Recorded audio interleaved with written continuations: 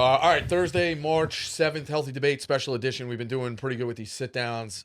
This comes off the inspiration of when me, you, and Eddie did that first watch with Taxi Driver? Yeah. So I kind of call it, I think you'll like this. You suggest a movie to somebody that you're friends with. They suggest a movie back. I think we'll do like, half and half in terms of each one kind of stay on. We're going to stay on your movie first. Robbie Fox, for those of you unfamiliar. My Mom's Basement, Spinning Back Fist, Pup Punk, R&R, kind of everywhere. Yeah, that's pretty much it. Yeah. Fellow Blink guys. Huge Blink guys. Look at this. Citi Field. Boom. Ready? Blink shirt. Blink 182.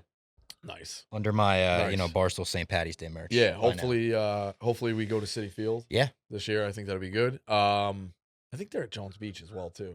Are they? No, I don't think. I think they're just stadiums this summer. Oh, you know what? You're right. It's stadiums this year. Yeah.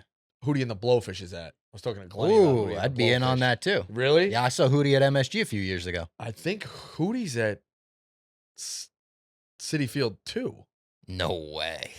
Where Hootie are they playing Citi Field? No, probably not. Hootie's somewhere local. I have them all written down. Maybe Hootie's at PNC.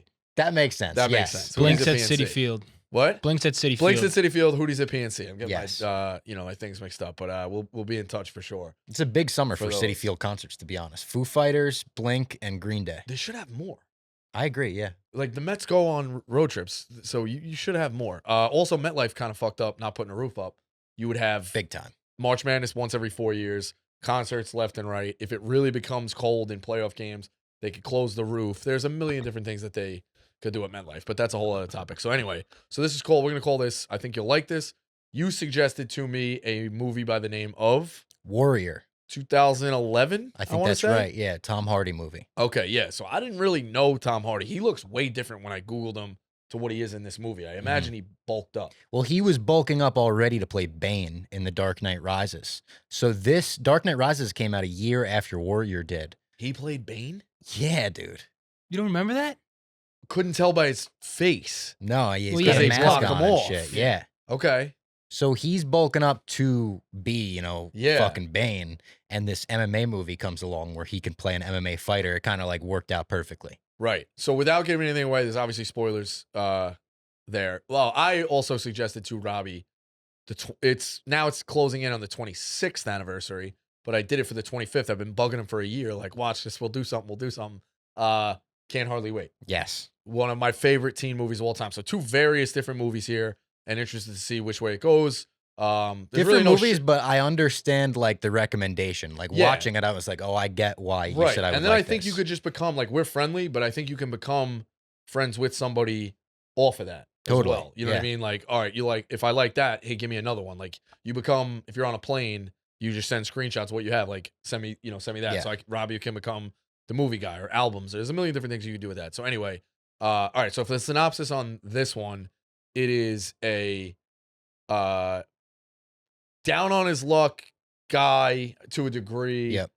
You find out some of the twists of his background, that he's got military and stuff like that. He's training to become a UFC fighter. Yep. Stumbles into a gym, knocks out the #1 contender for the middleweights. Something like that. Yeah. He's like in the well-known guy, knocks him out in one punch. The video goes viral, and he gets into a tournament that they're calling what down in Atlantic What was City? the name of the tournament? It had like kind of a silly name. Revel? No, it was It's like Spartan. Sparta, right? Yeah, Sparta. yeah. That was good. Yeah, Sparta. So can be 16 fighters. Bizarre format. Where They're saying it's all going to happen in one night, like the old UFC. Well, it's or two nights. Yeah. So it's the 16, then the 8, then the 4, then the 2, which is a little crazy. Nothing like this. This was not based on anything factual, correct? Not in terms of like the fighters aren't based off anyone, but these tournaments like did happen. Tournaments Really? like this, yeah, where they would That's do it all in crazy. one night, all in one weekend. Yeah. That's crazy. Just again, the ring being like covered in blood. Yeah. It's just crazy to me for the UFC. So anyway, so he knocks this guy out, and then he becomes into this tournament. What we later find out is there's also another guy down on his luck. They're going to take his house away. He's a former UFC fighter. He stumbles in where he's training. Somebody gets hurt. He takes their spot, connects with his old trainer. The two of them as we find out, are brothers. Yes. So they end up getting through the tournament, which we'll talk about. I have some kind of like different thoughts on that. They end up fighting for the championship at this UFC tournament. You find out, obviously the one guy's down on his luck. The other brother, his teacher, one's a teacher, a physics teacher. He gets suspended for fighting in these tournaments. He's showing up to school with black eyes and shit. The other brother has some military background, kind of like potentially dodged the military, but he also saved somebody. So we'll like cover the basis as it goes. It's a great. I thought it really was. Nick Nolte plays the dad. Nick Nolte plays the dad. I thought it was a great movie. So I just wrote down things kind of as they were happening, and then we'll kind of go to the overall thing. So the big thing that stood out to me was that having not really been an MMA guy, Blue Chips gets a lot of credit because you're familiar with how they film Blue Chips with basketball. They with just put real a camera players, at the top, and there was real players, and Yeah. there was no scripting except final plays. But the final play wasn't the theatrical, like over the double top slam Hollywood, dunk, Hollywood type thing. So Blue Chips gets a lot of credit with that. I thought, as a casual MMA guy, very casual, this looked like I was watching real MMA.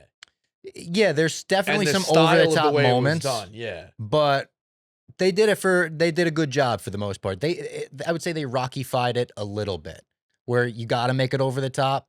Like I think the Russian has a couple like power bomb moments where you're like, oh my God, did you recognize the Russian, by the way? No. Kurt Angle, the All-American. That's Kurt Angle? Yeah. Man, he looked old. Yeah, he has a little bit of scruff in this, Yeah, right? yeah. Oh, man, that's crazy. Yeah. I didn't know the montage on the red carpet. I didn't know any of those guys coming in as well. They're all random names. Like Yeah, if you're in the fight game, I feel like it would you know make a couple. sense. So the thing I like that. I like the way it was shot. I liked that it was a true sports movie. There's not a lot of comedy in the movie. The only real funny thing that I kind of laughed at was the dorky principal Yeah. when he was like, he did it to his wife, and his wife just doesn't give a shit. Yeah. That I guy love also, those scenes when they cut back to the class watching, the principal watching. That guy is in everything. Yeah, he's one of those guys. Definitely. I know that's a term on it somewhere else, which I Yeah. think you've listened to as well. I'm not going to steal it, but like he is that guy. Yeah, 100%. Do they say that on that? Yeah, that's a category. So he 100% is in that. I've seen him in a million different things, and I can't tell you any of the shit that I've seen him in. No, but yeah, he pops up all the time. Like it would be really hard for me to rack exact. There's one that stands out when he has a prominent role, but I can't figure out exactly what it is. But he's that guy in that. The question I guess I'll ask you off of this: which brother's story was more compelling? For me, I feel like it was the teacher brother, to So be that's honest. Brendan. Yeah. Like, and maybe it's just like my personality. I just can't imagine myself ever signing up for the military and going down that path. Whereas like teacher, I can't imagine myself doing that either, but at least it's more feasible. It's more viable. The losing the house thing, the fighting to just like keep that. And then I love the cuts to like the whole school watching and cheering for him. Like it gives me chills watching it. So I thought his story was more compelling because you got a little bit more out of it. The way Tom Hardy played it, it was Yeah. almost like Jimmy Chitwood in Hoosiers. Like, if I counted his lines, I think he had like 20 lines. He's blocked off like to the audience like he is to his family. Right. Yeah. So, yeah. So he just didn't really speak. You almost feel bad for his dad too, as the relationship's developing. You're like, he's treating his dad like trash, even though his dad probably treated him like trash growing up and forced him, athletics on him or whatever. And then, yeah, the stuff in Atlantic City with the dad. It's kind of like, for a lot of it, it's a depressing movie, Yeah. but it kind of comes around by the end. Not that it has like this overwhelming happy ending, but it is it's like got it's an emotional a fitting ending. ending of like, not everything is a dead end. Yeah. Right. So the other part we kind of glossed over, they're estranged. Yes. The two brothers, they don't speak. This is the big issue I kind of had with the movie. I liked it again a lot. Did they give us enough of the backstory of why they don't talk? So the big thing I equated to was He Got Game. You've seen He Got Game? No. With Ray Allen? No. All right, without giving that away, something tragic happens in Jesus Shuttlesworth's family. And they build up. Like, so his dad is in prison and he has to get his son to commit to college, and the warden will say he can get him out of prison early. Yeah. If you could believe that. Like, the guy's a big college basketball fan. He's going to Yep. get him out of fucking Yep. whatever. So the build up, like he comes to the park and Jesus wants nothing to do with him. He comes around the town, whatever, he blows him off. Then they give you the big scene of why their relationship went south. Yeah. And it makes the movie. If it doesn't have that, you're kind of like in the dark of, well, he hates his dad and the dad is frustrated with the son, but I don't know what happened. With this, they don't give you a reveal. They The just way talk about the mom, right? a little bit. Yeah. He picked them. So they meet on the beach. I don't know how Yep. they got in contact with the meet on the beach. To me, that was when I was kind of like, this is bad. I feel like they wasted that. I was waiting for the flashback. Now, I do like the way the movie was set up of the constant back and forth. Yeah. So they show where they are here, and then they go there. And they start there, and they go there. Back to each brother of the storyline, and then their stories diverge, and then we're good Then to they're go once we get locked to in, AC. Is kind of how it goes. The dad is training Tom, Yes. the brother, Tommy, the brother. The brother has changed his name. He wants to get estranged. But that scene on the beach, they kind of just gloss over. It's like, yeah, well, we don't talk. You picked the dad. You picked her. You picked the girl and dad. You don't really know. The dad's got a bad drinking problem. But could they give us a little bit more? Like, did you leave him in the car? Did you blow off a birthday party to get drunk? Maybe, those other things too, where like they tell the story. Like, one time, you got so, like on Shameless, when they do the thing at Frank's thing, like you got so fucked up, he left it here, like that really emotional thing. They didn't give us any of that. So that was when I was like, that's really kind of a waste of time. And then also I had the note on there, did we get enough out of the dad? Like Nolte's really good. I don't think we get enough of his story. Like he's crazy. What made him crazy? You show that he's drinking. He kind of relapses again when he's training with him. But we didn't get enough of his even really apologizing. Honestly, to either brother. I feel like I rarely say this, but I do love this movie. It's a movie that probably could use an extra 10 minutes even. Yeah. Like just to get all of that, like you said, it's one of Nick Nolte's like best performances the last he's definitely really 20 good. years. Yeah. Like he's not in a lot of shit now, but he's great in this. And yeah, a little bit more on the brothers' backstory and why they split up, I think probably could have benefited the movie from. It is a very emotional movie, especially by the end, but from that emotional standpoint, getting you there earlier. Because by the time they're in the cage with each other at the end, you're pretty locked in. But like you would be more locked in if you had a little bit of what you're talking about for sure. Yeah, like the flashbacks. Tommy winning. So Tommy is Tom Hardy as well. When he wins, he just walks out of the ring. He leaves. Yeah. I thought that was. I wrote down Tommy walking out of the ring is perfect. Yes. He just keeps breaking the rules. He not one punches a guy, leaves him there, and walks out of the ring. Comes in with no music. Yep. Comes in with whatever. It's perfect. Yeah, he's not interested in being a star. He wants the money. He wants to get out. Yeah, and he's done. So that was unbelievable. We talk about this, me being a casual MMA guy. So when Brendan beats Koba, and it looks like there's a tap situation, and Koba's tapping, I thought Brendan was fucked. The way he's the way the thing is set up, it looks like he's fucked with his legs, and he's struggling. So the whole time they're going like, come on, we got him. And the wife's like cheering. And I'm like, I think Brendan's fucked here. So I had to have a little bit of a moment with that. The other nitpick to a degree is the path of the finals. Yeah. Okay. Is it more believable if Brendan beats Mad Dog and Tommy beats Koba? So I'll give you this layout real quick. If you've seen it, whatever. So, or a reminder, you don't remember the names. Mad Dog is the guy that Tommy one punches. He's the number one contender. One punches him in the gym. The video goes viral. They meet in the final four. In the semis, right? Final four. Yeah. So Mad Dog is like taunting Tommy again, says it's a fluke. Tommy, again, cleans him up. Brendan beats this guy, Koba, who's the number one in the world, Russian, Kurt Angle, unbelievable type guy. Tommy's way bigger. Tommy's one punching his way through the tournament. Tommy's looks like he stumbled out of nowhere, but he really is like a legit UFC fighter. Oh, yeah. The question I had was, should Brendan have gotten Mad Dog? Should they have told you that they were brothers a little bit earlier? Mad Dog now has the embarrassment of losing to both brothers, because I also think Brendan couldn't have beat Koba. That's the thing. Like, Tommy's realistically, you look at them and you're like, it's almost Rocky and Drago, where you're like, dude, this is you're in different weight classes. Yeah. But I like the Mad Dog like rematch aspect, like that, him having that over Tommy, being like it was a fluke, and Tommy having that over him, I think is good. But if you're looking to make a realistic movie, yeah, it probably should have been swapped. The prelims made it seem like it was 3 rounds all the way through, and then the final was 5. It was 5. That's usually like in the UFC main events and title fights are 5. Okay, so it was 3 rounds all the way through. I think right? so, yeah. All right. And then I had this kind of as like a funny one at the end. Does Brendan go back to teaching? So he's got a money problem. You know, like he's fighting. Also, He probably the does. fight in the strip club parking lot for $100. Yeah, I know. I think he was pocketing like $400 or $500. he better have been. He only was giving the wife $100. Yeah, yeah. Also, he's only getting paid $9 an hour to bounce at a strip club. yeah, That's a little. That seems a little wild. Yeah, it was 2011, I guess. Inflation, but Yeah. he probably realistically, like with the character, with how the students loved him and shit, he probably goes back to teaching. Yeah. Well, you got to remember, $5 million, $2.5 million after Yeah, taxes. it's not like Probably had to give lifetime. that guy 10%. That's $250,000. We're sitting at like $2 million flat. Did he let's give money? say. He probably gave money to Tommy's. Yeah. You know who Tommy's trying to get the money to. Yeah, probably did that. The twist. Do we think the military lets Tommy fight? I don't They're know. standing by the guard. I That's also couldn't figure that out. He ripped the door of a tank off to save someone. Yep. But he abandoned his But he left after unit. that. Yeah. But he left his unit, but his whole unit died in friendly fire.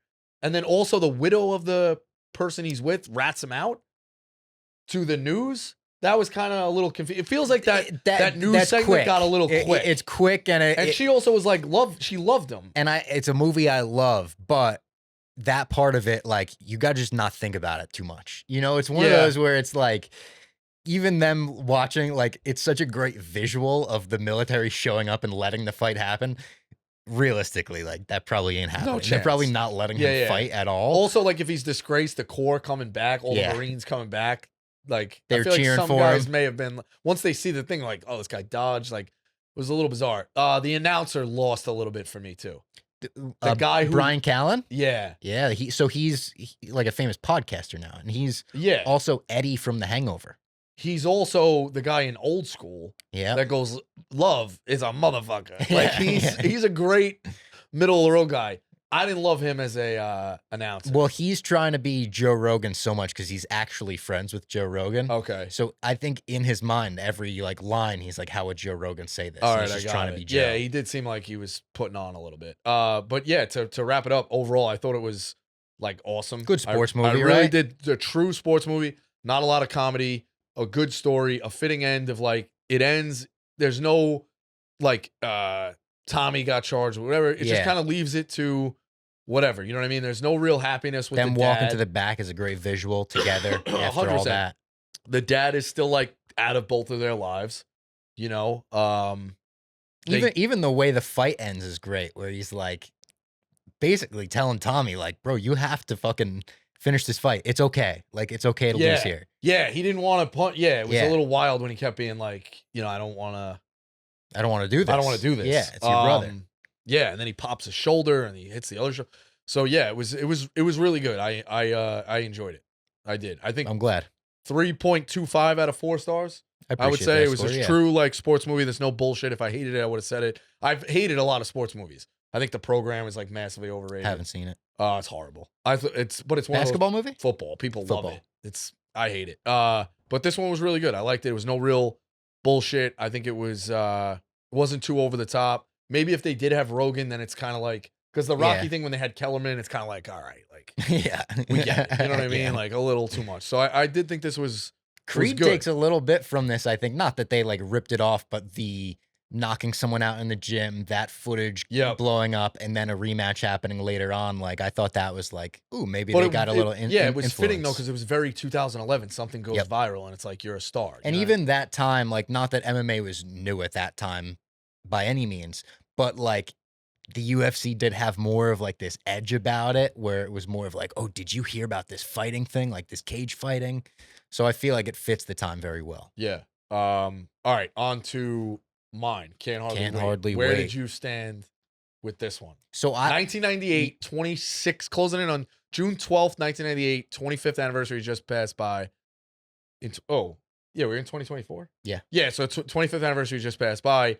I used to watch this movie every night before graduation parties. really? Coming out of 8th grade. Yeah, like it was just So it was this just a was my tradition. question for you. When I watched it, I'm 25. Right. So I was born in 98. This felt like a time capsule to 98, but I obviously don't remember 98. How old are you in 98? Where are you like when you first 11. see Can't Hardly Wait? So this First is time like I saw Can't Hardly Wait was your in view of college was or in- going in off to college parties. Homedale, New Jersey, in the basement of my Shout out PNC Arts Center. cousin's house. and they had it on like HBO, or it was that summer when it was like So it's all like going. an edgy movie for an 11-year-old to like watch. 100% as like an 11-year-old. Like, yeah, I mean, they got the keg of beer. They're You know, talking the two sex. people fooling around in the basement. Yeah, it's like all shit that you know about at 11 that no one says like pause and like get out of here, little kid. But the same thing with like Dazed and Confused. Yep. My cousin brought it over when he was babysitting us when I was like 9 or 10. You knew a little bit, you know what I mean? And then You years watch later, that, then you know a little bit more. yeah, exactly. Yeah. Years later, you watch it. Like, so it was a teen movie. My dad had shown us Animal House on Okay. when we were like 6 or 7. That's TV young. version. Yeah. You know what I mean? But like we knew you knew a little bit. You know what I mean? So, but yeah, I saw this probably in the summer of, let's say, 99 Yeah. or 90. Yeah, it came out in 98. I think it was running on air and HBO in 99. And then probably sat down and watched the whole thing in like 2000 and then just loved it. I liked it a lot. Like, I watched it with my girlfriend last night, and there's two kinds of humor in Can't Hardly Wait where there were certain things I was laughing at just because they were hysterical. Right. Like, very funny lines.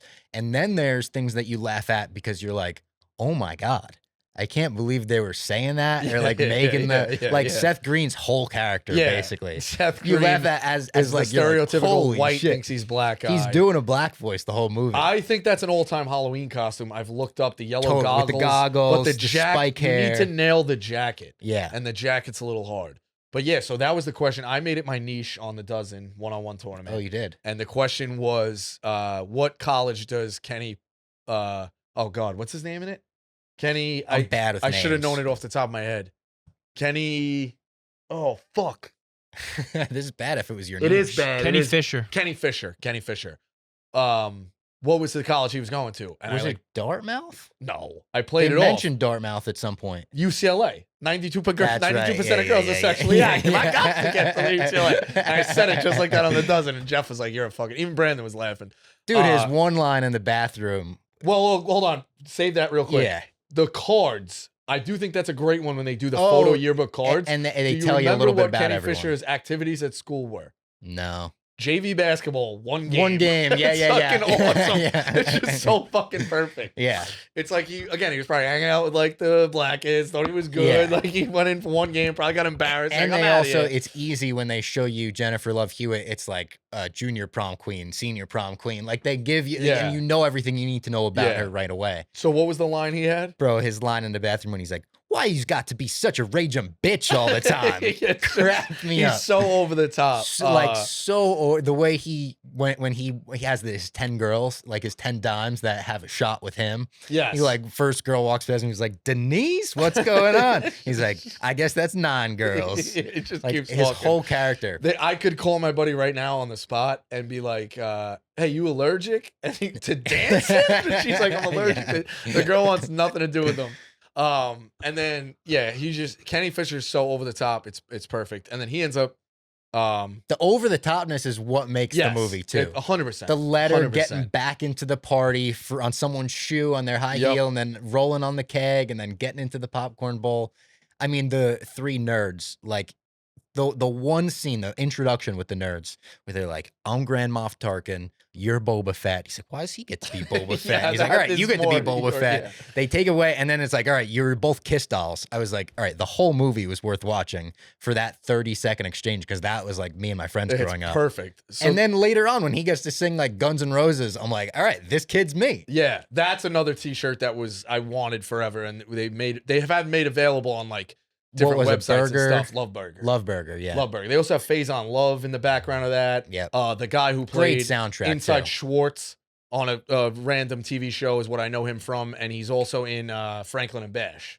Okay. You know the guy I'm talking about? He's also in Road Trip. That's the lead singer. Oh, yeah, yeah, yeah. And he's one of those dressed guys. like Prince. He's Yeah. been around a million times. The white So- artist formerly known as Right. Prince. So Kenny, I also love how they don't force, like it kind of reminds me of Dazed and Confused, where they're kind of like all Dazed and Confused is the one where they're going to get Aerosmith tickets at the end, right? Yeah. That's the last day of school. All right, I want to make sure I mix those up.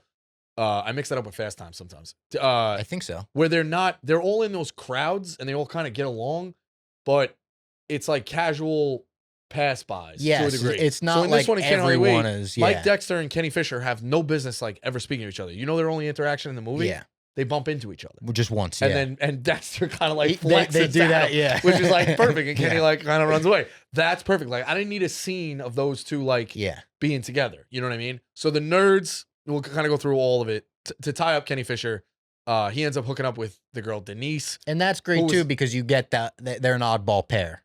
Right. To keep them separated and then they wind up in the bathroom together is like, okay, now that makes sense. Well, they were also really close growing up. When they were kids. Yeah, when they were little. kids, Yeah. and they dated freshman year, and then he wanted to be with the cool crowd. She became like a complete weirdo. And they kind of hash out their things of like, this is the end of high school. You know, I think which we've all kind of done. Like, Totally. At the end, you're kind of like Robbie. Like, you know, we were boys, and you kind of went your own way, and like whatever. So that's like a very real interaction. But the nerds plan to go get Mike Dexter because Mike Dexter pulled pranks on them the whole time is very funny. And they're going to stay, they're willingly going to stay outside the party to trap him and put chloroform on his face and take incriminating photos and shit like that. So then the kid's got the card that he printed out to show him how much he can drink. The main kid, he's this is how much I'm going to drink to make sure I'm not too inebriated. Yeah, immediately gives it away and gets wasted. So there are a lot of, I do think we hit a certain point of our lives where all you do is quote movies. Another one, every keg ever. Can you imagine what the line was? Is that beer? No, it's, you take the sip and you go, the beer went bad. Oh, yeah, went stale. Everyone immediately goes, like, stale. Don't drink the beer. And the kid's like, more for me. Like, everyone would do that. That was funny too when he walked up and he was like, "Is that the beer?" And he's like, "What does it look like?" Yeah, there's just like no regard for that at all. So their plan is to go get Mike. Him and Mike end up. Mike gets really embarrassed at the movie. I'm sorry, via Amanda. All right, so it jumps around. That's kind of how the movie is as well. It's so very I feel bad. all like, over the place. I love it, but all right. So Mike Dexter is the quarterback, star The of jock. the jock, star. We find out, dates Jennifer Love Hewitt, Amanda Beckett, prom queen, star, like the couple. They break up the morning of graduation. Which is I also crazy. love the element of this movie taking place in truly 24 hours. Yeah. There's always something I love about one night. I like that Same too. with Dazed and Confused. Like, I love movies like that. Mallrats is like that. I really like that. Love movies like that. So the whole thing of the talk of the graduation is, and they're doing it, they don't show anybody's face in the beginning, but they're like, you hear Mike and Amanda broke up. Mike and Amanda broke up. So they go to the party. Mike is like amped, trying to get all his boys to break up with their girlfriends. Those guys are underrated, like kind of Very hilarious funny. too. Just like dressed like complete fucking morons. Yeah. The dad got them tickets to Pearl Jam. Yep. So they want to stay through the summer. They're making out with their girlfriends the whole time. I think one of them is Jamie Presley. He has to like rip his boys away from their girlfriends. Yeah, but he was telling them you should break up with your girls. Like, we'll all get together. We'll go with college chicks. Like, they just think they're higher than they are. Mike Dexter ends up finding out from Trip McNeely, who I called my cousin forever, because he wasn't a lowlight. Like, Trip McNeely's kind of a loser. He's back from college at the party, and he gives him the great advice of like, yeah, she's dating a pre-med. They all are. Mike Dexter basically finds out from Trip McNeely college isn't all as cracked up to be when you're a freshman.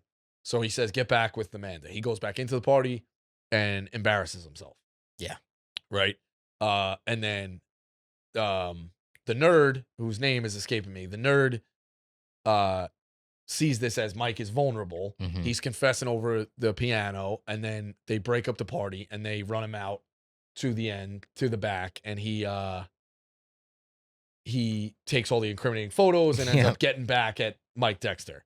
There's a very funny exchange in there too when he goes cops and he starts playing chopsticks. I thought that was great. And the other one too, you can't say the word now, but it's very 90s when Mike Dexter goes, some guy in there just called me a very derogatory term for a homosexual man, which is in the 90s. But that's like, again, you can't pull that off. But that's it's still a funny line. Yeah, it's like the used Seth Green in comedy. humor. You're like, oh my god. It's used in comedy. It's a very, very funny line. So he's like, some guy in there just going, he's like crying. It's fucking unbelievable.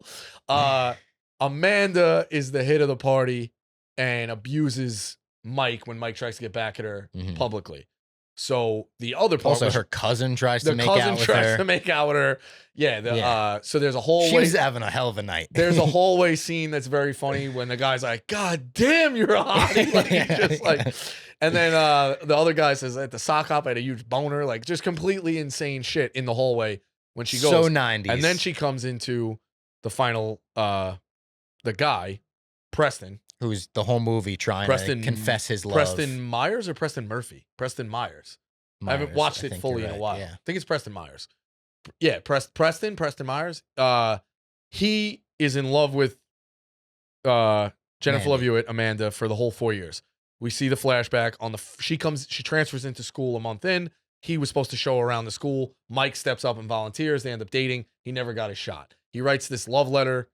Preston and Denise are best friends too. There's that tie-in. Yeah. That ends up hooking up with Seth Green. So he writes this love letter, and he's going to tell her how much he means to her, and he never got a shot, and he's going to take a shot at graduation.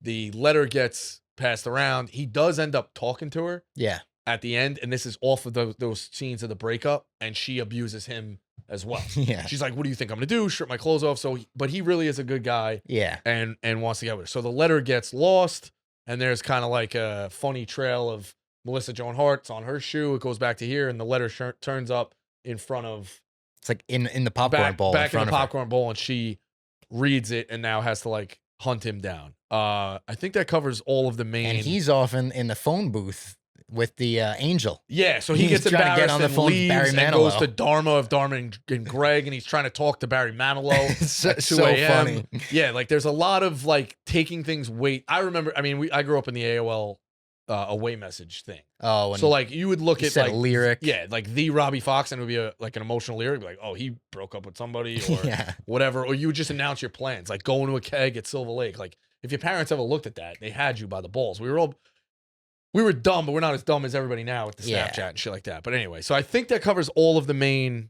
storylines Yeah. of the main characters. I think so. We basically kind of summed up the movie to a degree. But what did you like about it? What did you not like about it?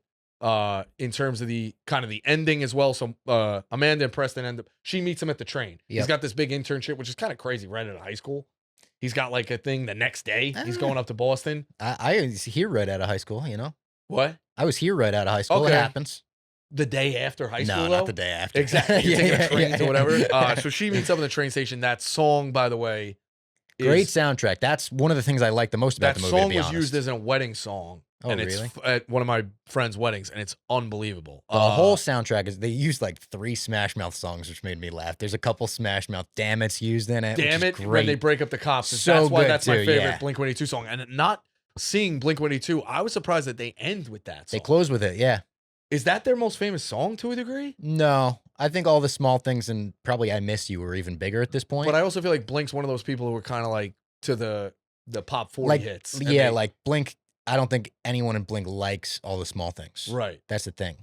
So it was yeah. one of those. They wrote a couple songs like that. All the small things, the rock show, First Date. I think they all wrote at like almost to get back at their label when their label demanded a hit, and then it was like, well, their label was right because they wrote a couple fucking hits. Yeah, but damn it is a banger. So that Yeah. when they break up the cops, I love that scene of them. The way that kicks in is so good. also Such a good needle it's- drop. So the thing that, and I get like real, sappy with it, whatever. But like the lyrics of "Damn It," well, I guess this is growing up. That's the movie. That defines the fucking movie. Like the Yes. things that they think matter are not going to matter in 6 years or 6 months. They're not going to matter in 6 years. Not going to matter in 4 years. Not going to matter even tomorrow. But that just one night of everything and like that, the banger type party and, the saying goodbye and like taking a shot while you can, like that is high school Oh yeah. in it. And you look back like 5 years later, like it wasn't that big a deal. But in that moment, it was We the had biggest that night night of their lives. in my Yeah. high school for sure, with minus the alcohol. Did you do like project graduation when you No, were in high I've school? heard about all this. I think this is more a public thing. I went to Catholic yeah. school, so Yeah. So we in my school, the way they would try to stop graduation parties is all the students after you graduate, like you go on a night-long field trip where it's like till the next morning, you're all going out with the school. We went to a cool spot. You played Family Feud, you played tennis, shit like that. But like everyone had these talks, and we had this type of party where it was like people are confessing their feelings. You're hearing that so and so said to a girl he loved her for 4 years, even though she had a boyfriend. Like literally, we had Yeah. this. So watching that, but getting it in, like I said, a time capsule to '98 with the music, the outfits, the slang terms they were using. Like that was my favorite part of the movie. Was like the actual feeling like, oh, this is a '90s. Like it's similar to like an American Pie type movie, which I love, but just a little bit different.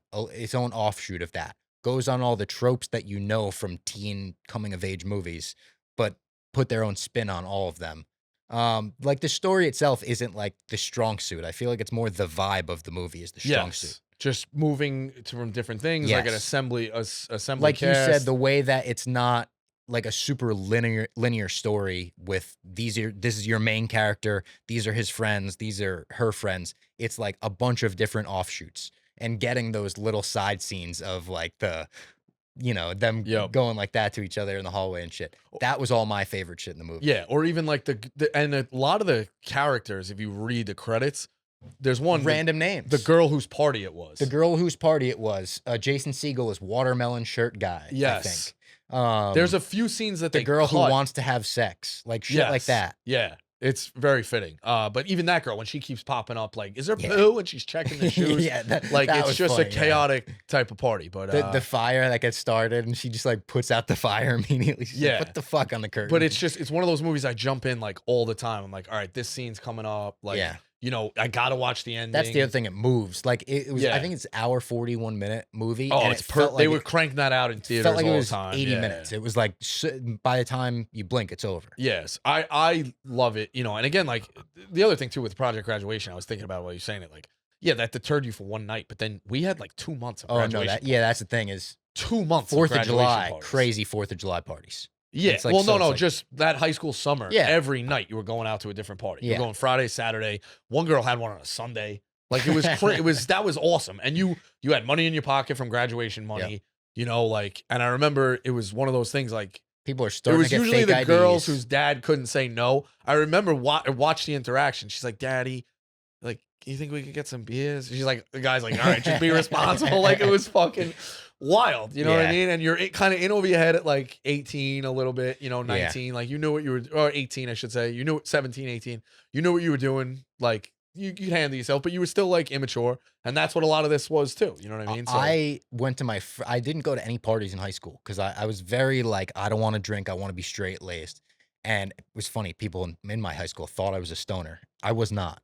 4th of July after I graduated, I was like, fuck it, I'm an adult now. So I told my mom, it's like, Mom, I'm ready to go to a party. I'm ready to try a beer. And she's like, all right. She's like, that was a very responsible way to ask me to do it. Yeah. And she went and dropped me off 4th of July party. I tried a beer. It was horrendous. I think it was called like a Boxer Lager. I don't even know what that was my first beer, and it was warm and disgusting.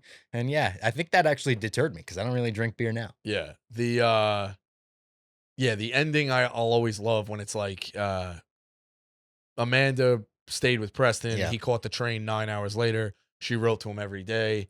Do you think they're together?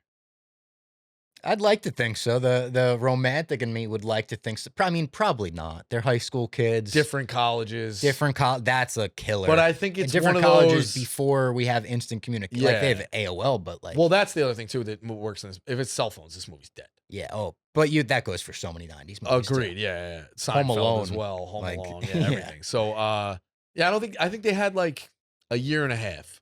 Maybe. I'd like to think I think they did the had whole a thing little long bit. distance, and then maybe Christmas break the next year or something like that. They probably added each other on Facebook 15 years later, and they're in touch, and they have a good relationship. You can enjoy it, yeah, exactly. Yeah. No like bad breakup, just one of those exactly. Like, this can't work. But like maybe if we met at a different time. Yeah. Favorite character in the movie? Because Preston you root for, but he's a dweeb too. No, to a degree. It's got to be Seth Green. It's Kenny Fisher. It's got to be Kenny Fisher. Okay. Like I think Trip McNeely is fucking unbelievable. Even as well. Kenny Fisher doing something as stupid and slapstick and simple as when he like goes and runs into the door. It's so funny. Like him doing it is so funny. Yeah, and I'm not a Seth Green guy. I do like Seth Green. Like I'm a Robot Chicken guy. Okay. I'm a Family Guy. Entourage, tell Sloan I said what up. Yeah, I actually hit him with that in person once. Oh yeah? He was at WrestleMania and I was like, Seth, tell Sloan I said what up. And he gave me the classic wave of someone that's heard that 1,000 times. See, I think I would have got now you get the deeper cut where you could be like 92% UCLA. I hope he remembers that. Oh, I bet he would. I hope he does. I bet he would. Yeah, I think Kenny it's Preston I like Jennifer Love Hewitt. Dude, plays every so Kenny line guarded. made me laugh. Every line he said. Like, I was looking at my girlfriend like, can you fucking believe this? All his boys, too. Like his boys are so The one funny. guy wearing the fucking chain with the with combination like the hat, lock. like over on his head like that. It's just, I think, Trip McNeely to me is my favorite character, but he's in for a small Also, the portion of it. I think main Mike nerd. Dexter's pretty good. Who's the main nerd? The main nerd. No that, idea who the that main sings, nerd is, but he's really good. He's great. The two nerds on the roof too. The one being like, my retainer kind of looks like this ship from Star Trek. Pew pew pew. Like, Yeah, but that's so a cutaway out yeah. of nowhere, and it comes back. Like, yeah, I think Preston was a guy you root for, but you kind of lose him a little bit when he goes to the phone booth to a degree. But yeah, I think Seth but the Green, Barry Manilow subplot was really funny to me. very funny. Yeah. Yeah. But yeah, and the girl when he's like, I've had the worst night, and she's like, I've gotten my ass grabbed by like 20 men. My car's broken down. Like, yeah, it's very 90s. I think you could see why somebody in that time, like, it was the cool movie to watch. Oh yeah. When you're a little bit older, you know, like I'll just. Well, especially now that I know you were 11 when it came out, like you're watching that and you're like, this must be what parties are like. Yeah, it's like, this is unbelievable. And again, like, I didn't watch it as much in high school. Like, guys would talk about, you know, you would say, oh, I love that movie. You dropped the line, and you dropped the same thing. Yep. The keg of beer and whatever, even if kids were a little younger than you, whatever. But yeah, watching in 8th grade, like getting amped up, like we're going to an 8th grade party, and you're at fucking like the Staten wearing a fucking like button up, drinking like and it Sprite, also like looking ahead, it makes sense why you like Project X so much. Yes. It's almost like an updated 2000s, it is. like, you know. It makes sense. That's a good way to kind of end it. Yeah, Project X was framed that way. Love that element of it. I think Project X is one of my favorite comedies of all. I didn't think there was a portion of that movie that made me laugh out loud. That's, by the way, that's about 11 years old. I think I saw that Project X. I saw that like the day before the Staten Island St. Patty's Day parade on a Saturday night in March. And It's that's right around funny 10 or 11 because years old. that I was a similar age that you were when you first saw Can't Hardly Wait. I bought Exactly. Project X on Blu-ray because I wasn't allowed to see it in theaters. And that was like this for me. Yeah, you know, you're just, like like, I know all the lines obsessed from with it. Project X. Yeah, I think love it. movies Viewed that- parties is that. Movies at a certain point, like, and I do think high school, it's one of those things you gotta, like, it's kind of why I was obsessed with Saved by the Bell. I was a 7 or 8 year old kid, and I was like, that's high school. And then you get to it, and it loses its shine. Yeah. But if you grew up with it, there's an affliction, there's like a love there. So I Can't Hardly Wait is one of my top 10 movies of all time. I loved it. I'm glad you got it. It's a perfect like cable, like jump in type watch. You know what I mean? Especially for an hour, 41 minutes, like it was a quick, easy watch. Oh yeah. We loved and it's it. it's still like very, very funny. Yes. You know, so all right, that's the first rendition, I guess, of I Think You'll Like This. We're Robbie Fox. Healthy Debate back on Monday. See you then.